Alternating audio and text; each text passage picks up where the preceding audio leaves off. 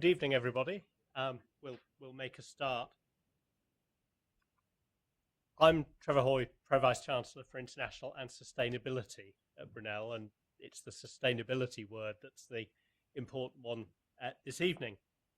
Welcome, everybody, to an event that has several purposes. It's part of a public lecture series. It fits in with our Sustainability Week at Brunel. We've got other events going on this week, industry event tomorrow, and it's an opportunity to make a very important pair of presentations of Innovate UK Women in Innovation Awards to our lecturers this afternoon. Of course, you can't do an introduction to an event like this without telling people what to do if the fire alarm goes off. That's the really important part, isn't it? Should an alarm go off, exit through the doors with the green signs at the front, follow other people outside, and we will assemble out by the statue, I think, in the rain. In the rain. The rain will put the fire out, so maybe that'll be well. We're not expecting an alarm, as of course I'm sure you're aware. The event brings together two things that we do very well at Brunel: innovation in our research, innovation in our teaching, innovation in the way in which we interact with business and industry, and sustainability. We are ranked amongst the top 200 universities in the world for sustainability. We are very proud of the way in which our students and our research contribute to hopefully making the world a better place, or at least trying to make the world a better place, through their understanding of sustainability and through their desire to ensure that whatever field they go into, they are working in a way that recognises the need to be sustainable and the importance of that for the future of the planet. Innovation, of course, is something that Brunel also does very well. We were founded, as many of you will have heard the Vice-Chancellor talk about many times now, founded as a technical university almost 60 years ago. We have a long history of innovation. The history of design in Brunel is very well known, and we'll be hearing much more about that actually over the course of the next year, an important anniversary coming up for design at Brunel. And you put innovation and sustainability together and you get the sort of activities that we're here to celebrate this evening. This isn't just a Brunel event, it's an event with Innovate UK, and I'm very pleased to welcome Emma Palmer from Innovate UK, who is going to make the awards.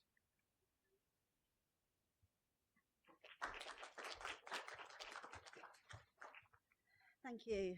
Hello, my name is Emma Palmer and my pronouns are she, her, and I'm the Head of Diversity and Inclusion at Innovate UK Business Connect.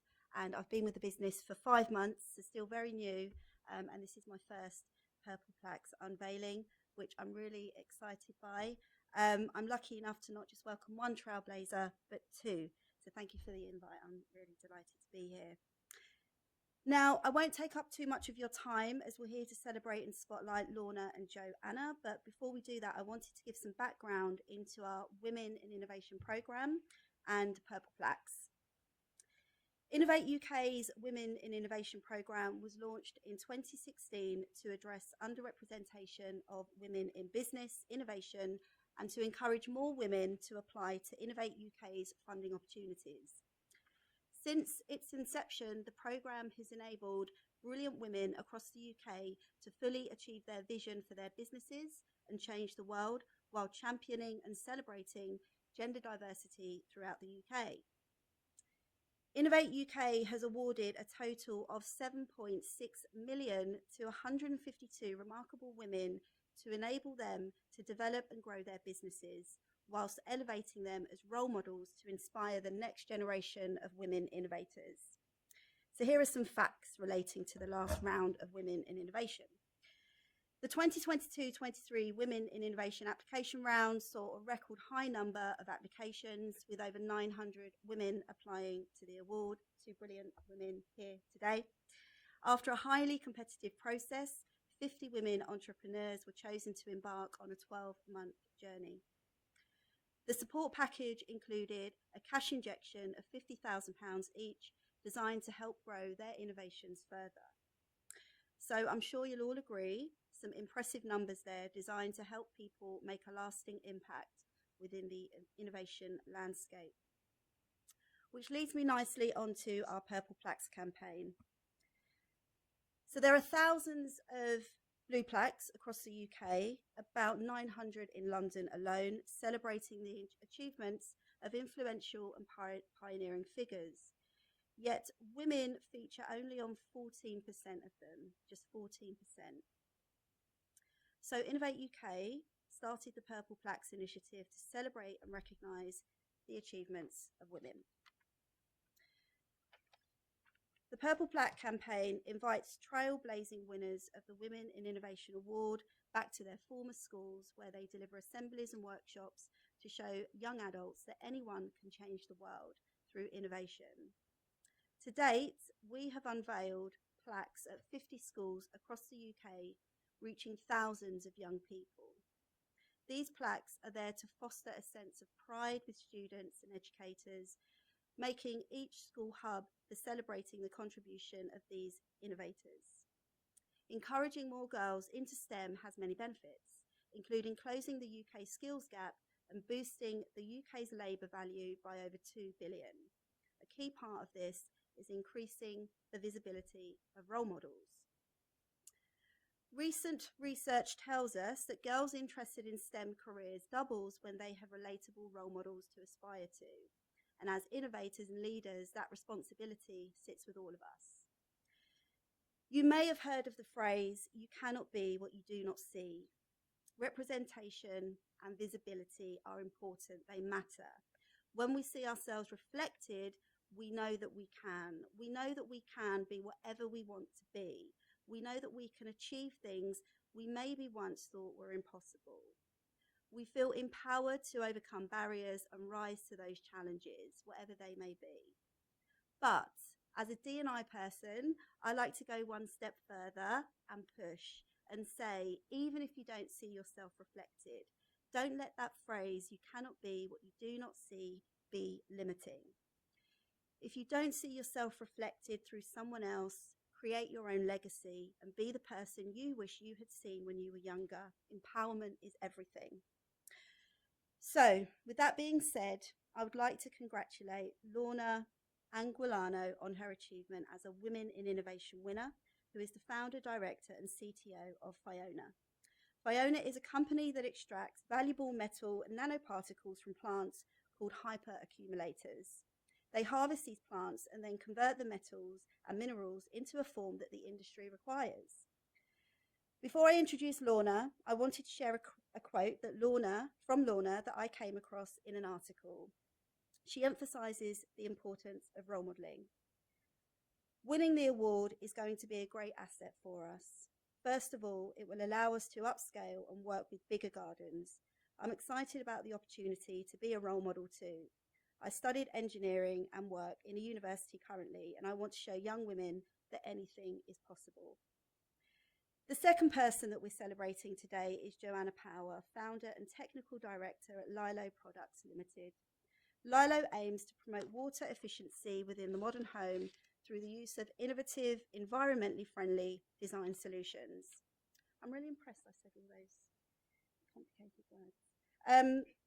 Facing a confidence barrier as she navigated the world of entrepreneurialism, Joanna found it challenging to become bold and unapologetic in the face of societal gender expectations. Joanna is excited to provide a role model for other young girls who are interested in tech. Joanna, a huge congratulations to you. This is thoroughly deserved. So I'll now introduce both Lorna and Joanna with their plaques.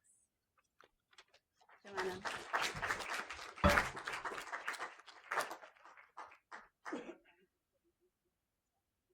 There you go. Thank you. Thank you so much. Pleasure.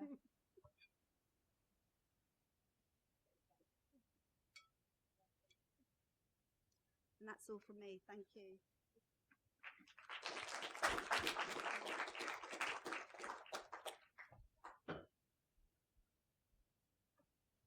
you very much, Emma.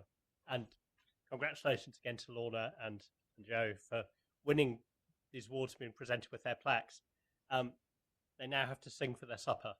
And in the public lecture part of the event this afternoon, we're now going to hear in turn from Lorna and from Joe about 15 minutes each. And after each talk, there'll be opportunities to ask questions. So do save up any questions you have for them, and we'll take those in turn after each presentation.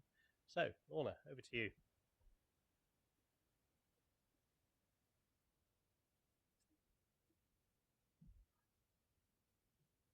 Okay, do I put the microphone on? Maybe not. Let's see. Okay, so normally I will start my pitching saying, hi, I'm Lorna, I'm the CTO of Phyona. Phyona works on recovery of metal nanoparticles from low-grade ores, such as contaminated soils. But because I'm here and I'm extremely nervous, today I'm going to start saying, hi, I'm Lorna. I'm a very stressed person, and I work with very stressed plants. Why am I saying so? These are the guys we're working with. Emma mentioned them earlier. We're working with hyperaccumulators. So hyperaccumulators are some types of plants that actually react to stress through the accumulating of metals that are surrounding their roots and moving them to their body. In this way, they actually clean the surrounding of their roots and they live better. So this is a way and a strategy to actually deal with stress. So what we decided to do is actually use these plants as a method of mining, so phytomining. And the plants actually accumulate the metals in this way, like in the picture in the middle. They are very, very tiny particles inside their cell walls. So what we do is that we harvest the plants and we bioprocess them, and we actually change the morphology of this metal, and we make them into nanoparticles, very often round, that can be used into industry. So we use different type of metal. We do recover different type of metals that can be used in a variety of industries. This is in a nutshell what Phyona does. I'll go a bit more in detail now. What is the problem that we try to tackle?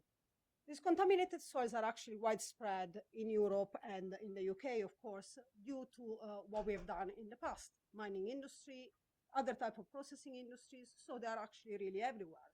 We have a 3 million number over there that is actually the European number of identified sites at the moment. At the same time, what we have is that we are actually highly dependent from other countries to procure materials into our own industry.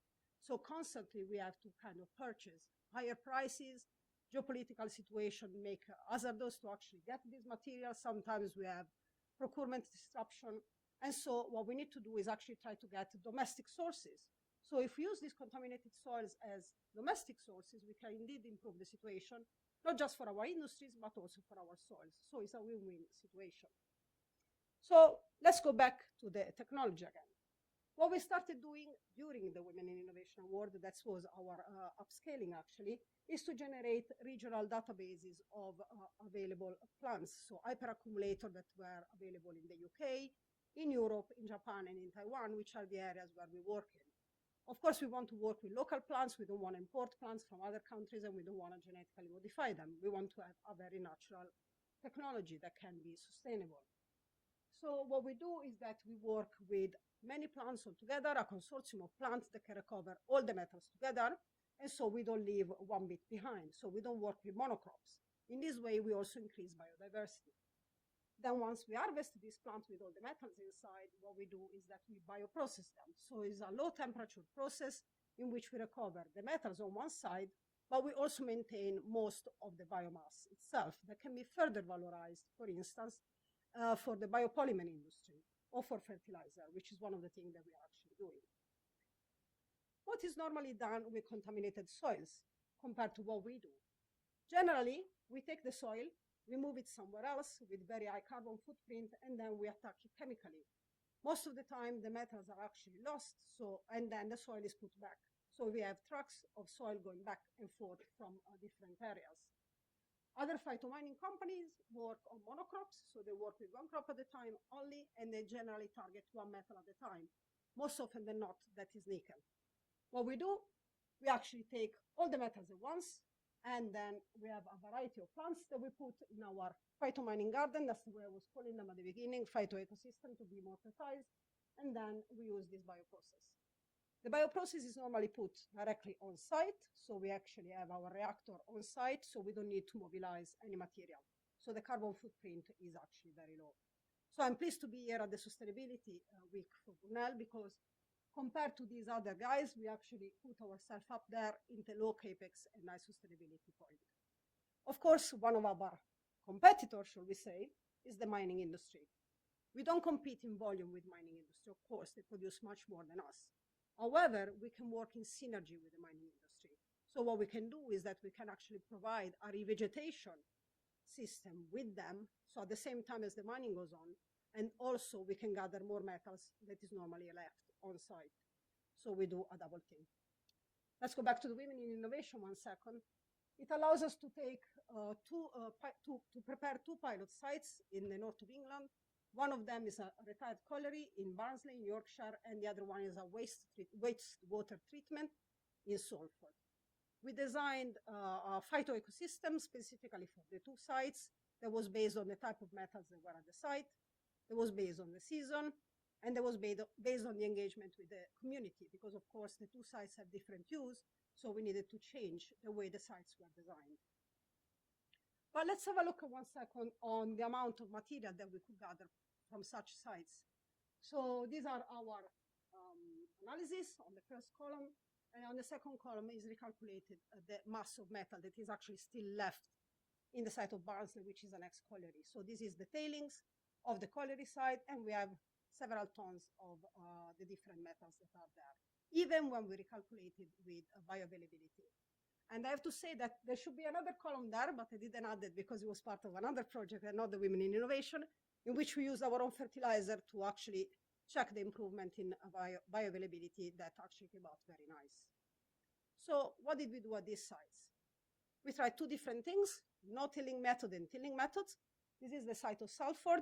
We actually used a no-tilling method, so we covered up the soil and then we planted. And of course, there was a dry patch of like a month where it didn't rain at the beginning of the spring last year when we started, and then you see the growth was a bit shady. However, what we had is that we had community coming over with us. We have the Salford Allotment Association, as well as the council and their kids, one of the councillors, their kids coming over to actually help us planting, which was a very, very nice thing. The community engagement continues further. In the site of Barnsley, we went for an open day last year. Show the picture on this side. That's where we presented and unveiled our sign for the site itself. And then we went back this year, so at the end of the Women in Innovation, to actually present the first object that was made from the material from Barnsley site.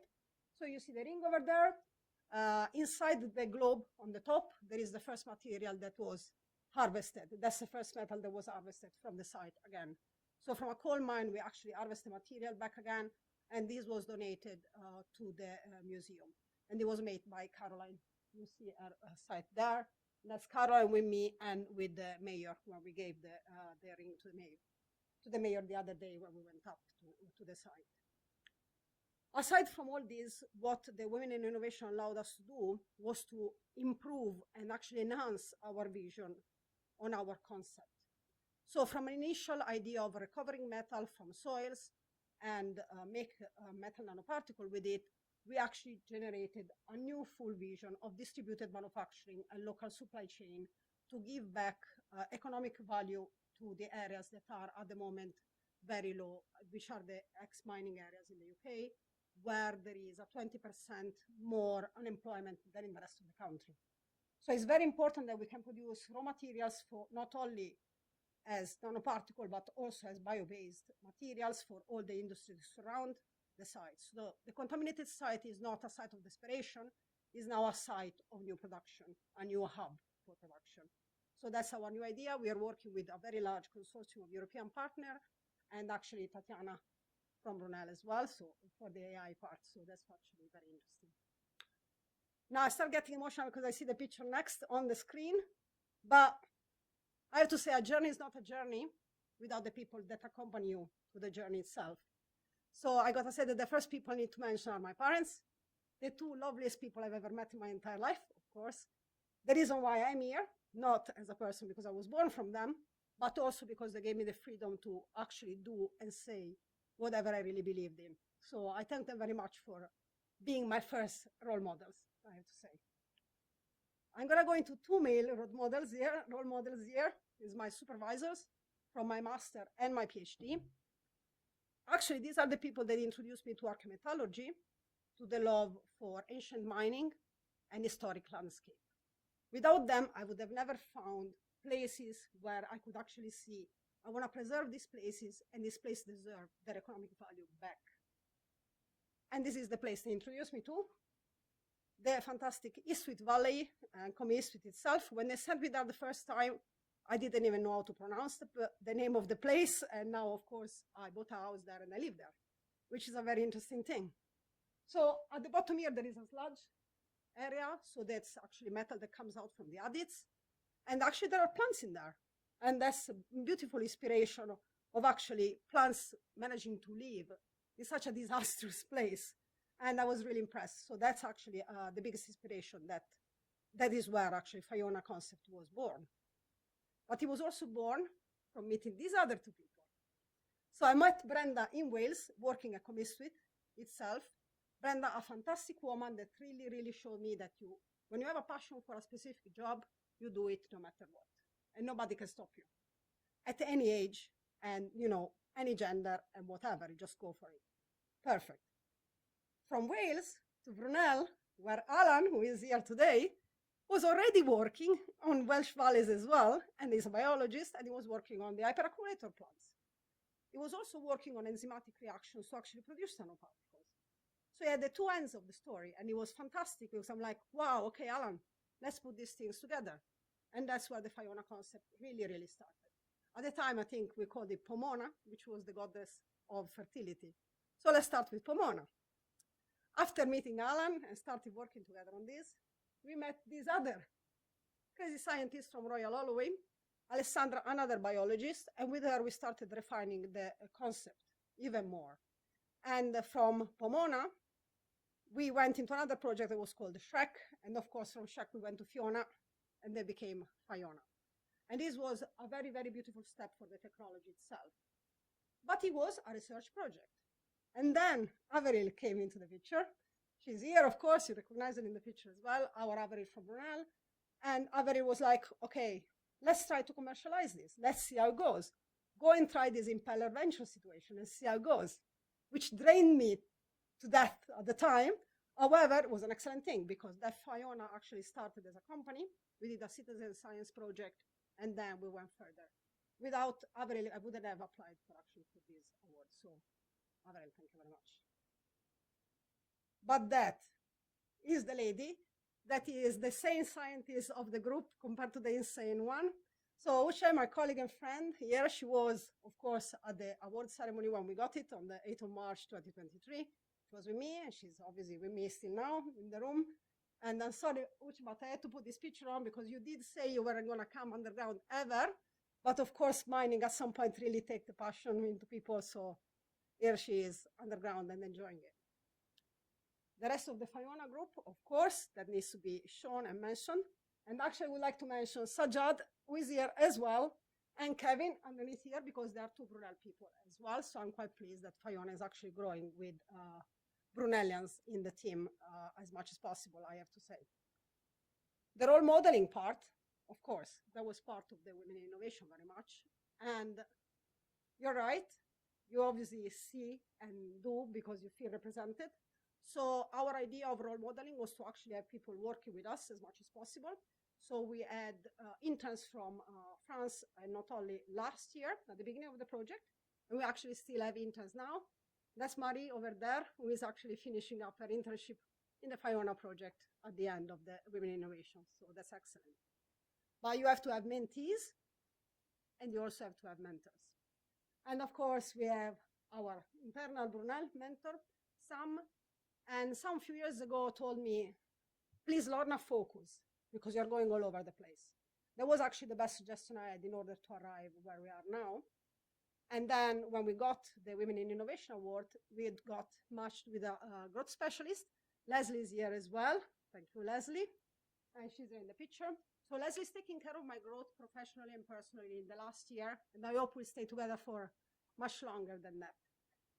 through Leslie, I actually had the pleasure of meeting very, very important and interesting entrepreneurs that are at different point of their growth and career. So I like to show in the picture also Kaushal, because actually Kaushal became a really good advisor into this story. And during the period of the Women in Innovation, I had the pleasure of doing a market visit in Japan, and I met other entrepreneurs there that are now strategic collaborators of Phyona, as well as very good friends. And I really would like to point to the lady here in the corner of the picture, because she's also another awardee of the Women in Innovation of the same cohort as me and Joanna. And she actually recently started the PhD here at Brunel as well. So she's the third Brunelian of the story. I haven't forgot you, Dara. You were in the picture before. Thank you very much, because obviously our doctoral researcher and hopefully, you know, next round of a Phyona person is here as well. And thank you so much. Thank you all. I stopped it before showing my phone number at the end.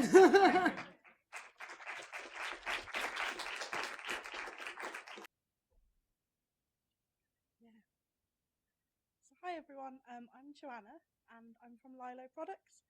I studied product design engineering in Brunel back in 2021, so it feels quite recent. And today I'm going to talk to you a little bit about the water problems that we have in the UK and across the globe, and the work that we're doing towards that. So global water. Despite water covering all over the Earth's surface, and we constantly in the UK see rain every day, the amount that we can actually drink as humans isn't as much as we'd like to think. So 79% of the Earth's water is actually filled with too many salts and minerals for us to consume. 2% is then frozen in our glaciers, and that's only 1% that we can actually drink. So to make matters even worse, a lot of the reservoirs that we collect our water from are spread across the globe, which means we often fight over them and we have some disagreements. We currently have 37 major underground reservoirs, and to help us out, these reservoirs give us everything. They give us life, they give us water, and they allow us to live. But actually, the Water Research Lab found that 21 of these reservoirs are on the path to be irreversibly emptied. The global demand for freshwater supply is going to exceed the amount we can actually make by 40% in 2030. Now, as you can imagine, when I started my project, finding out these statistics were absolutely terrifying. I was a young person with hopefully 50 years in front of me, and the idea that there wouldn't be water for the rest of my life was terrifying. So I started researching into water scarcity because I thought this can't really be a problem in the UK. It rains all the time. So 1 in 4 of the UK's cities are actually facing water scarcity issues. So out of all the lists of cities that are facing water scarcity issues, there were loads of names that I really didn't expect, such as Cairo, Tokyo, Beijing, Istanbul, and London. So I came across this quote from the UK Environment Agency: England's going to run out of water in 25 years. That's on our government website. They're not hiding it. We could run out of water in England within our lifetime. So something needs to be done. This is UN data breaking down what exactly we're using our water for. So globally, a lot of our water usage is agriculture, which makes sense. The other two are industrial and domestic and offices. But in the UK, we actually use our water a bit differently. 74% of our water is actually for domestic and office use, which is a lot less in the categories that we maybe should be using as the rest of the world. So this kind of helps you understand why in the UK we're having a bit of a water problem. So to get some more information on what we're doing in our offices and our homes and how we're using our water, we can look at our plumbing issue. Currently, in UK households, your water is split into grey water, black water and white water. White water you can drink, you can consume, it's safe. Grey water is the middle zone, and black water is your sewage. don't touch it, don't drink it. So our toilets produce sewage. And actually, our houses, 70% of our houses in general, produce grey water. Water we could reuse, water we could recover, and water we could do something with. But what we're doing is mixing that with our black water. So that means our toilet water, our sewage water, is being mixed with our drinking water, it's being mixed with our water for washing, it's being mixed with our water for laundry, and the largest one, it's being mixed with our water from showers. Now what this does is create one massive body of sewage that we're ejecting from our houses every day, about 150 litres per person, which is mad, which feels really silly, it feels really counterintuitive. So what impact does this have for the UK on net zero in the environment? Well, as a country, we actually use 2.3% of our energy transporting water back and forth, which is quite a lot. And we actually use 6% of our UK footprint on the water section in general. So this is quite a big impact. There has been some work to try and address water. There's new building regulations that try to cap the amount of water that we use within the home. That's about 125 litres. These are a really great way to stop overuse, but it doesn't really go far enough. So at Lilo, we like to target the water that we use in the home and reuse it at the source, not waste all of this energy transporting it back and forth. So we take the wealth of shower water that we produce and reuse it for laundry. So our product has been featured in many articles and websites and gone on to win international awards and UK-based awards. And it's a portable washing machine that reuses your shower water by collecting it on a portable mat. So to go through how it works, you've got a water tank that you remove from the machine, you place it on your shower floor, you then shower with it, and it will collect the off-run water as you shower. This goes back to the machine, and we have a filtering process that removes the unnecessaries from the grey water, making it safe for laundry, and then you launder your clothes in it.